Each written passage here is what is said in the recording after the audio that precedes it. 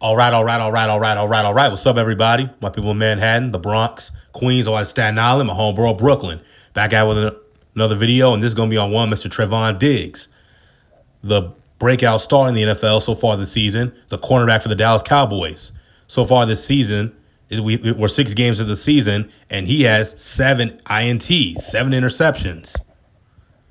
He's definitely been the breakout star, and it's kind of ironic because going into the draft, everybody said the Cowboys needed to draft Patrick Surtain II or J.C. Horn, the 2 top cornerbacks on the draft boards, on everybody's draft board. And, of course, the Broncos and the Panthers, who had the 8th and 9th pick, if I remember correctly, took Surtain and J.C. Horn right in front of the Cowboys at the 10th pick. And the Cowboys ended up taking, Mr. Micah Parsons.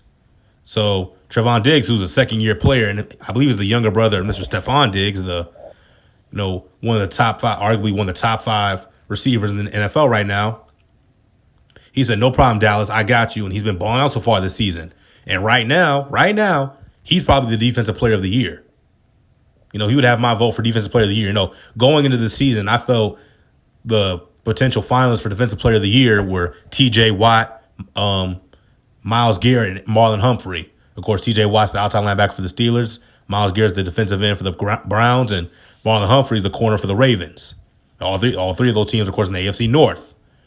Marlon Humphrey, I felt, not to get off topic, I felt Marlon Humphrey, since Marcus Peters went down, he was going to have to step up his game. And Marlon Humphrey's been playing good this season. But, right now, Trevon Diggs is defensive player of the year.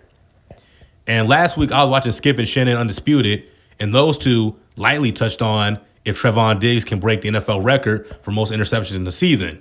For all you don't know, the record is 14 interceptions, and it was set in 1952 by Hall of Famer and All-Century team member, the late great Dick Night Train Lane, who played in the NFL for, I believe, from 1952 to 1965. He played with the Rams, the Cardinals, and the Detroit Lions. As you can see, in 1952, at age 24, as a rookie with the Rams, he had 14 INTs. Now, mind you, they played 12 games back then. They only played 12 games back then.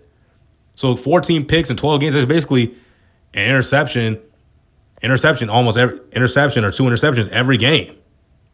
If you really want to go there, he had a couple multi-interception games that year. Could Trevon Diggs get to 14 picks? Listen, I don't know about that, but I think he's going to end this year leading the league in picks. He's going to have double-digit interceptions before the season's over. Now, the second highest interception total in the season is 13, set in 1980 by Lester Hayes, who's probably one of the more underrated quarterbacks of all time. Lester Hayes played for the Raiders from 1977 through 1986. Okay, now Lester Hayes, things with Lester Hayes, the reason why he's so underrated and forgotten is because he was known for using stickum, this gooey, sticky substance that you see on his jersey right now. But my thing is with the stickum was legal back then when Lester Hayes was doing it. It was legal back then. Okay, he got introduced to it by Hall of Fame receiver Fred Biletnikoff, because stickum was used by receivers. They put it on their hands and helped them catch the ball. Lester Hayes, however, took it to another level by putting it all over his arms, shoulder pads, jersey, and his legs. And Hall of Fame guard Gene Upshaw, who of course played with the Raiders, is on record stating before he passed away, he said, during the game, if anybody needed to stick him, they would just go touch Lester. Because he would have so much stickum on his person. Like, his dude took it too far. And also I saw in America's Game, the 1980 Raiders, Lester Hayes, the narrator said Lester Hayes had 17 interceptions that season, but 4 of them got called back. So it ended up being 13. But, basically get 17 interceptions. That's just ridiculous. That's just incredible. So can Trevon Diggs get to that? I think not.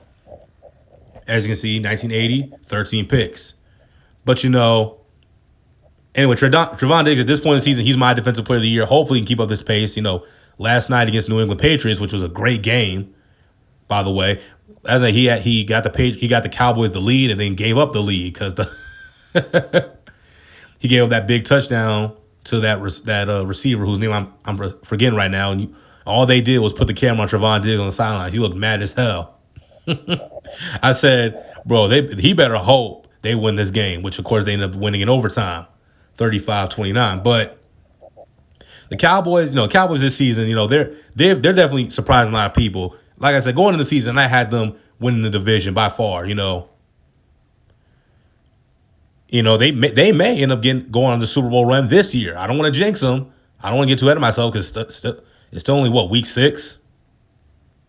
Week 6, so we got it's a long ways to go. So, but yeah, that's just my take on Trevon Diggs so far. He's great he's been doing great so far. He's showing the Cowboys didn't need Patrick Surtain and J.C. Horn. What do y'all think on the young kid? Do you think he's gonna get double-digit picks? Do you think he's gonna get the record for most picks in the season? Is he gonna be the defensive player of the year? Tell me in the comment section down below. See you all.